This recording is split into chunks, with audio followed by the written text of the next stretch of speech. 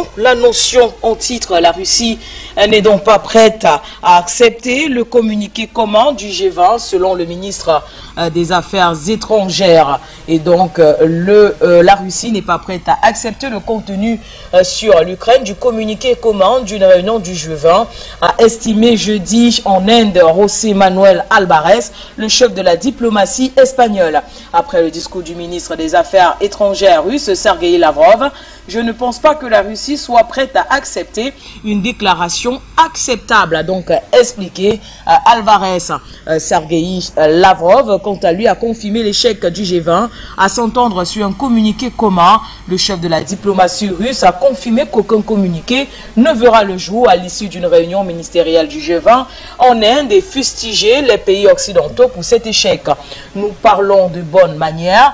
Eh bien, nos homologues occidentaux sont devenus très mauvais en la matière. Ils ne pensent plus à la diplomatie, ils ne font que du chantage et menacent tout le monde, a donc affirmé Lavrov aux journalistes. Le soutien des États-Unis et de l'OTAN risque donc d'entraîner des conséquences catastrophiques, à en croire ce dernier. On rappelle que l'implication croissante des États-Unis et de l'organisation du traité de l'Atlantique Nord en Ukraine risque donc d'entraîner un affrontement militaire direct aux conséquences catastrophiques, a averti ce jeudi la Russie du côté de Genève. S'exprimant devant la conférence du désarmement, le ministre des Affaires étrangères Sergueï Lavrov qui a donc dénoncé les pays qui poussent à l'escalade.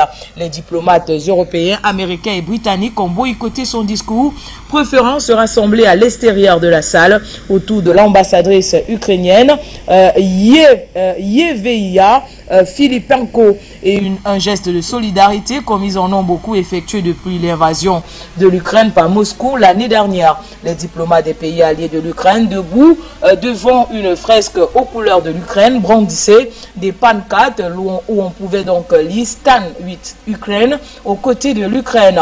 Madame Filipenko a salué cette extraordinaire démonstration de solidarité avec le peuple ukrainien, ajoutant que son pays y voyait aussi le signe de l'isolement de la Russie. On va rester sur cette actualité et recevoir dans ce journal notre premier invité. Il s'agit de Gamal Abina, internationaliste. Bonsoir à vous, cher monsieur. Et voilà donc le sommet du G20 qui a démarré en Inde avec sous haute tension, comme bien sûr ces dernières années, puisque ça fait un an que dure le conflit ukraino-russe. Et donc cette fois, c'est le ministre des Affaires étrangères russe qui a frappé du poing sur la table, disant qu'il n'y aura pas de communiqué commun en ce qui concerne bien sûr la réunion du G20.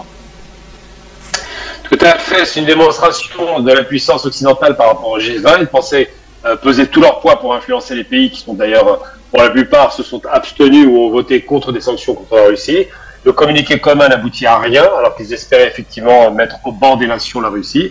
Aujourd'hui, on se rend bien compte que l'Occident, qui joue son va-tout dans différentes réunions, se voit opposer à chaque fois les fins de non-recevoir, que les Russes sont dans une situation extrêmement confortable et qu'en vérité, si l'on observe bien la situation, c'est des reculs un peu partout. Les sanctions économiques, ces 10e train de sanctions ne donnent pas grand-chose en substance, parce que la Russie s'est jamais aussi bien portée sur un point économique. Les sanctions politiques n'ont pas fonctionné, puisque les 3/4 de l'humanité, donc l'Afrique, l'Asie et l'Amérique du Sud, n'ont pas suivi les trains de sanctions et en aucun cas n'ont isolé la Russie, considèrent que c'est un conflit qui ne regarde que les Russes et les Ukrainiens. Et puis surtout parce que ces méthodes de coercition, c'était soulevé par Lavrov, sont des méthodes quasiment de chantage. Ils veulent absolument que les pays se rallient à leur cause, sous peine de menaces économiques, de menaces peut-être politiques, bref, les méthodes américaines d'extraterritorialité où ils jouent la carte effectivement de la pression politique et juridique à l'encontre de pays qui ne leur plaisent pas. Aujourd'hui, les cartes sont rebattues, le monde se redivise en deux, Est et Ouest, et surtout, les rapports de force ont largement changé par rapport à l'époque de la guerre froide, puisque les pays de l'Est reconstitués, donc Chine, Russie et les autres pays qui sont alliés à la Russie et à la Chine, l'Iran et d'autres encore, ont décidé de prendre leur propre destin en main et de ne plus suivre de façon aveugle la ligne politique imposée par Washington, qui systématiquement considère qu'elle est mettre à bord sur tout ce territoire mondial. Donc le recul est constaté sur un plan idéologique, sur un plan politique, sur un plan économique, sur un plan évidemment juridique, puisque ces différentes condamnations tentées par les États-Unis au niveau de l'ONU n'ont pas abouti. Et surtout, on se rend bien compte que sur le théâtre d'opérations ukrainiennes, donc la guerre à proprement parler, même à ce niveau-là, les Européens et les Occidentaux en général n'apportent pas un soutien si fervent et si fort qu'ils le prétendaient, puisque Zelensky est obligé systématiquement de mendier la présence évidemment d'armement sur le territoire. Et aujourd'hui, il a d'ailleurs sorti en date de Zelensky, il mendiait la présence de combattants américains, de soldats américains, donc créer une guerre mondiale littéralement par rapport à la Russie, parce qu'il n'a même plus assez d'effectifs pour faire face à cette guerre. Donc effectivement, et je le répète, l'échec est consommé, et cette réunion du G20 qui avait une importance capitale pour les États-Unis, qui sont le fer de lance de la guerre, a abouti finalement à un échec total par rapport à ces coups de pression qu'ils ont tenté d'exercer sur les différents pays que constituent les G20. Washington, de son côté, on va le dire, semble confiant en ce qui concerne la capacité du G20 à s'opposer à la Russie. On l'a vu donc durant le discours de Sergueï Lavrov, où certains ont préféré se mettre à l'extérieur pour procéder bien sûr à l'isolement de la Russie. Mais de son côté, le ministre des Affaires étrangères de la Russie n'a pas fléchi, puisqu'il a annoncé que le soutien de l'Occident, de l'Amérique et même de l'OTAN va finir par aboutir donc à des conséquences catastrophiques. J'y arrive. Alors, les conséquences catastrophiques, ce serait l'extension du conflit, ce que les Russes ne veulent évidemment pas. Les conséquences catastrophiques, ce sera une désagrégation de l'économie européenne, ce que les Américains ne voient pas d'un mauvais œil. Mais surtout, les conséquences catastrophiques déjà observées depuis un an, c'est qu'effectivement, le monde qui s'est divisé en deux parties n'est pas un monde divisé en deux parties égales. Il y a 20% d'Occident et le reste du monde, 80%, dont l'essentiel de la population est dans le reste du monde, bien évidemment. Et les conséquences catastrophiques, ce serait une co-belligérance constatée sur le terrain.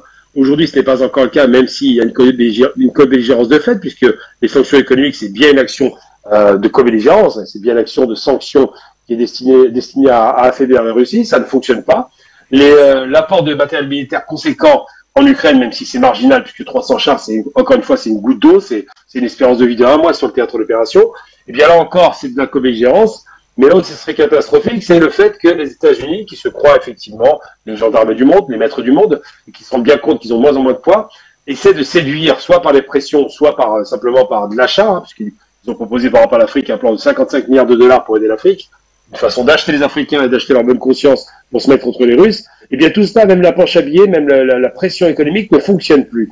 Et donc les États-Unis, même s'ils donnent le sentiment aujourd'hui qu'ils sont dans une situation de confort, ils sont dans une situation très difficile parce qu'ils n'arrivent pas à faire pression. Ils n'obtiennent rien sur le terrain militaire en Ukraine. On voit bien que l'armée ukrainienne est en train de s'effondrer jour après jour parce qu'elle est grignotée par l'armée russe qui a décidé vraiment d'y aller graduellement et de plus en plus puissamment. Et surtout parce que, effectivement, sur un plan politique, l'axe du bien voulu par George Bush est perçu aujourd'hui comme l'axe du mal par le reste du monde. On se rend bien compte que dès que l'Amérique... Gamal Abina, vous parliez tout à l'heure de pression. C'est d'ailleurs ce qu'a dit Sergueï Lavrov quand il disait que les États-Unis et bien sûr les Occidentaux sont passés à mettre dans l'art du chantage et surtout de la menace. Puisqu'on parle des pressions, on rappelle aussi que les États-Unis ont décidé de menacer bien sûr ceux qui avaient décidé eux aussi de soutenir la Russie. Ils parlent donc de coups sévères pour ces pays-là qui continueraient à soutenir la Russie. Que veulent-ils dire par là, Gamal Abina, où c'est tout à fait un chantage et juste des menaces, comme l'a dit le ministre des Affaires étrangères russe? Non mais il ne se trompe pas, c'est bien un exercice de chantage. Le chantage consiste à faire quoi? À dire, nous vous aidons à condition que vous fassiez ce qu'on vous dit de faire. Donc ça s'appelle le chantage. Il y a une contrepartie imposée par la force. Ensuite, le chantage, c'est aussi un rapport avec l'Algérie. On prend l'exemple du pays que je connais mieux, l'Algérie. Certains opérateurs américains, certains congressistes américains voulaient sanctionner l'Algérie parce qu'elle achète des armes à l'ex-URSS, à la Russie. Donc l'Algérie, qui est traditionnellement un partenaire des Russes, évidemment, ne s'est pas laissé bousculer par ça, et les États-Unis ont reculé. Mais c'est vrai que quand on voit les questions du Mali, par exemple, ou du Burkina, ou des pays qui seraient proches de la Russie, immédiatement les États-Unis commencent à sanctionner économiquement, empêchent évidemment le soutien de fonds d'investissement ou simplement le soutien du FMI, on sort de faire des pressions économiques et des pressions politiques, parfois des pressions militaires, on l'a bien observé dans certains pays. On prend l'exemple, par exemple, des pressions qu'ils exercent sur la Tunisie, dont on a entendu parler il y a 6 mois. Tout ça, ce sont des méthodes de coercition destinées à obtenir l'assentiment des dirigeants en leur disant « Aujourd'hui, nous faisons pression, demain, nous allons vous aider ». Donc c'est une façon comme un maître chanteur de dire « si vous faites ce qu'on vous dit, à ce moment-là, vous serez payé récompensé. Sauf que ces méthodes-là, évidemment, ne fonctionnent pas, parce que du côté russe, il y a évidemment le soutien militaire, mais du côté russe, il y a aussi l'arme énorme qui constitue l'économie chinoise et la fameuse Bank of China, la banque de Chine, qui investit massivement en Afrique. Donc c'est difficile de dire que les États-Unis, qui avec leurs pauvres 55 milliards de dollars, face à une Chine qui est largement plus importante en termes de capacité économique et une Russie qui est largement plus puissante en capacité militaire, c'est difficile de convaincre les pays africains qui ont eu 62 ans de gabegie, de vol et de massacre, rejoindre l'axe du bien voulu par Bush, donc effectivement l'axe des anciens colonialistes. Donc aujourd'hui, les pressions existent, elles sont réelles. Quand Lavrov parle, il dit des choses que les Africains connaissent et entendent. Il dit des choses que l'Asie a entendues aussi. Il dit des réalités. Chaque fois que les États-Unis se déplacent, c'est soit pour faire la guerre, soit pour massacrer, soit pour faire un coup d'État, soit pour assécher les pays de leur richesse, soit pour faire des pressions économiques, soit pour intimider. Enfin, c'est la méthode américaine qu'on connaît très bien. Aujourd'hui, cette méthode ne fonctionne plus parce que le monde a retrouvé un rééquilibrage bipolaire. La bipolarité, non pas la multipolarité, la bipolarité du monde se matérialise par un axe de l'Est qui affronte l'axe de l'Ouest. Merci à vous, Gamal Je vous en prie. Amina. Rendez-vous certainement dans nos prochaines éditions.